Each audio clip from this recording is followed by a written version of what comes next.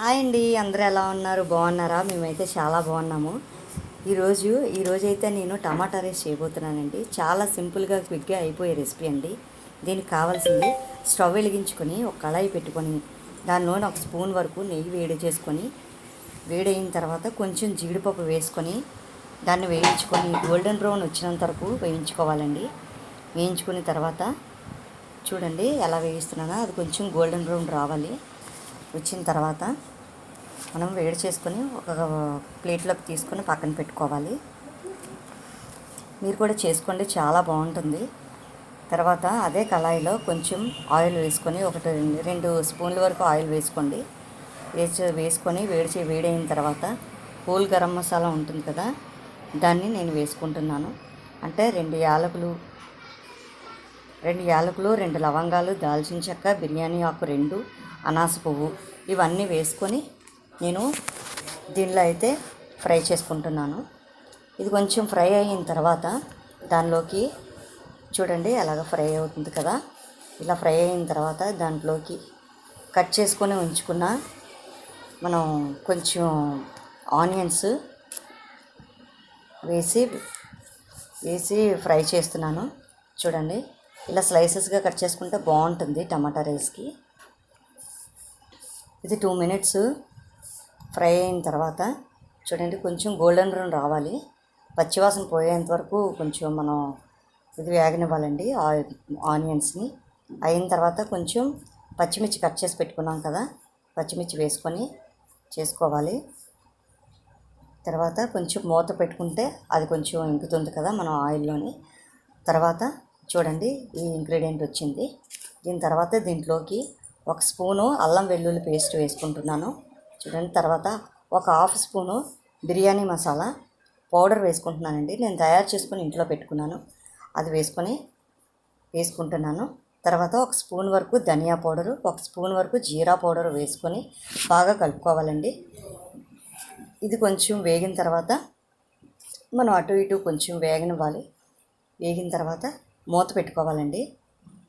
ఈ ఆయిల్ కొంచెం దీనికి పట్టినంత వరకు మనం ఒక 1 or 2 మినిట్స్ మనం మూత పెట్టుకొని చేయాలి. తర్వాత మూత తీసి దానిలోకి కొంచెం మూత తీసి చూపిస్తున్నాను చూడండి, ఇలా వచ్చింది. కొంచెం వేగింది కదా, అల్లం వెల్లుల్లి పేస్ట్ పచ్చివాసన పోయేంత వరకు దానిలోకి కొంచెం కొత్తిమీర, పుదీనా ఆకులను బాగా శుభ్రం చేసుకొని వాటిని కట్ చేసుకొని దాంట్లో కొంచెం వేసుకోవాలండి. దాన్ని కలుపుకోవాలి. ఇప్పుడు మనం ఆయిల్లో బాగా పట్టించాలి. ఇది మంచి ఫ్లేవర్ అయితే వస్తుందండి మనకి. ఇది వేగేలోపు మనం టమాటా ప్యూరీ తయారు చేసుకుందాము. ఇది వేగేలోపు మనం టమాటా ప్యూరీ తయారు చేసుకుందాం. చూడండి ఇగోండి, నేను 3 పెద్ద టమాటాలు తీసుకొని దాన్ని ఇలా ముక్కలుగా కట్ చేసుకున్నానండి. ఇప్పుడు మిక్సీ పట్టిస్తున్నాను. ఆ మిక్సీ మనం టమాటాని ప్యూరీగా చేసుకుంటున్నానండి. చూడండి ఇలాగా టమాటా పేస్ట్ అయితే రెడీ చేసుకుంటున్నాను. ఈ టమాటా పేస్ట్ని మనం పక్కన పెట్టుకొని ఉంచుకుందాము. ఇప్పుడు మనం స్టవ్ మీద పెట్టుకున్నాం కదా, మూత పెట్టుకొని ఉంచుకున్నాం కదా, అది ఎలా వచ్చిందో చూద్దామండి. చూడండి ఎలా వచ్చిందో, చూసారా ఇలా వచ్చింది. ఇప్పుడు దీంట్లోకి మనం టమాటా ప్యూరీని రెడీ చేసుకొని ఉంచుకున్నాం కదా, ఆ ప్యూరీ వేసుకొని ఒకసారి బాగా కలుపుకోవాలండి. బాగా కలుపుకొని దాంట్లోకి ఒక 1/2 స్పూన్ వరకు కొంచెం పసుపు వేయించుకుందాము. కొంచెం ప్యూరీ వేసుకున్నాం కదా, కొంచెం బాగా కలుపుకొని ఒక 1/2 స్పూన్ వరకు పసుపు వేసుకుంటాం. చూడండి ఇలా వచ్చింది కదా, టమాటా ప్యూరీ కొంచెం ఆయిల్ వదులుతుంది కదా, ఇలా వేగనివ్వాలి. ఇలా వేగిన తర్వాత దీంట్లోకి కొంచెం పసుపు వేసుకుంటున్నాను. ఒక 1/2 స్పూన్ పసుపు వేసుకొని దాంట్లోకి సరిపడా సాల్ట్ వేసుకున్నాను నేను. మనం టేస్ట్కి తగ్గ వేసుకోండి, మీకు ఎంత సరిపోతుందంతా. కొంచెంమంది తక్కువ తింటారు, కొంతమంది ఎక్కువ తింటారు కదా, అది చూసుకొని వేసుకోండి. మాకు ఎంత సరిపోతుందని నేను అంత వేసుకున్నాను. చూసారా ఎలా వచ్చిందో, ఆయిల్ బయటికి చిమ్మింది కదా. ఒకసారి మూత పెట్టుకొని మళ్ళీ మనం చూసుకుందాము. తర్వాత ఒకసారి మూత పెట్టుకొని తీసుకోవాలండి. చూడండి ఎలా వచ్చిందో, చూసారా? ఇప్పుడు మూత తీసుకొని చూసుకుంటే ఇలా వచ్చింది. ఇప్పుడు దీంట్లోకి మనం ఫస్ట్ బాస్మతి రైసు తీసుకున్నానండి నేను. మీకు ఏ రైస్ నచ్చితే ఆ రైస్ తీసుకోవచ్చు. బాస్మతి రైస్ అయితే కొంచెం బాగుంటుందని నేను తీసుకున్నాను. నేను ఒక 2 గ్లాసెస్ అయితే తీసుకున్నాను. ఇప్పుడు మూత తీసుకొని చూసుకున్నాం కదండి. దీంట్లోకి ఇప్పుడు మనం రైస్ వేసుకుందాము. నేనైతే 2 గ్లాసెస్ బాస్మతి రైస్ కడిగి ఉంచుకున్నానండి. అది కొంచెం నానింది కొంచెం. ఆ రైస్ ఇప్పుడైతే మనం ఇందులో వేసుకుందాము. చూడండి, బాస్మతి రైస్ అయితే ఇలా వచ్చింది. దీంట్లోకి వేసుకొని మనం కొంచెం ఫ్రై చేసుకోవాలి. నేనైతే 2 గ్లాసెస్ తీసుకున్నానండి. మీకు ఎంత నచ్చితే అంత తీసుకోండి. దీంట్లోకి రైస్ తీసుకున్న తర్వాత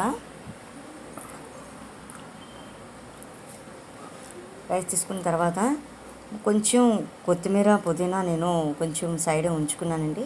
అది కూడా వేసుకొని ఒకసారి అయితే మనం కలుపుకోవాలి. వేసుకుంటున్నాను చూడండి. అంటే ఫ్లేవర్ కోసం బియ్యంకి కూడా కొంచెం రైస్కి కూడా కొంచెం పడితే బాగుంటుంది కదా ఫ్లేవరు. అందుకనే కొంచెం పక్కన పెట్టుకున్నానండి. ఇది కూడా వేసుకొని ఒకసారి కలుపుకొని వాటర్ వేసుకోవాలి కదండి. ఇప్పుడు నేనైతే 2 గ్లాసెస్ తీసుకున్నాను కదా, 3½ అయితే నేను వాటర్ పోసుకున్నాను. వాటర్ పోసుకొని ఇవి సాల్ట్ అయితే మీరు టేస్ట్ చూసుకోండి. ఒకసారి టేస్ట్ ఎలా వచ్చిందో చూసుకోండి. నేను 3½ అయితే తీసుకున్నాను వాటరు.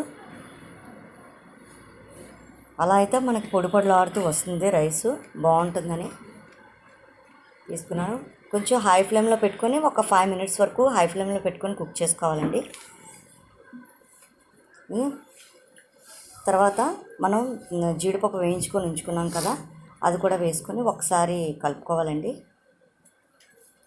ఒకసారి కలుపుకొని మనం మూత పెట్టుకుని హై ఫ్లేమ్లో పెట్టుకోవాలండి. హై ఫ్లేమ్లో పెట్టుకునే తర్వాత చూసారా ఎలా వచ్చిందో. తర్వాత ఒక 5 మినిట్స్ లో ఫ్లేమ్లో పెట్టుకొని మూత తీసి చూసుకున్నప్పటికీ చూడండి కుక్ అయిపోయింది టమాటా రైస్ అనేది. చాలా బాగా వచ్చింది కదా, చూడండి ఎలా వచ్చిందో, పొడిపొడిలాడుతూ వచ్చింది కదా. మీరు కూడా తయారు చేసుకోండి, చాలా బాగుంటుంది రైసు. అప్పటికప్పుడు ఒక 10 మినిట్స్లో రెడీ అయిపోతుందండి ఈ రైస్ అనేది. చూడండి, నేను ప్లేట్లోకి సర్వ్ చేసుకుంటున్నాను. ఇలా వచ్చింది.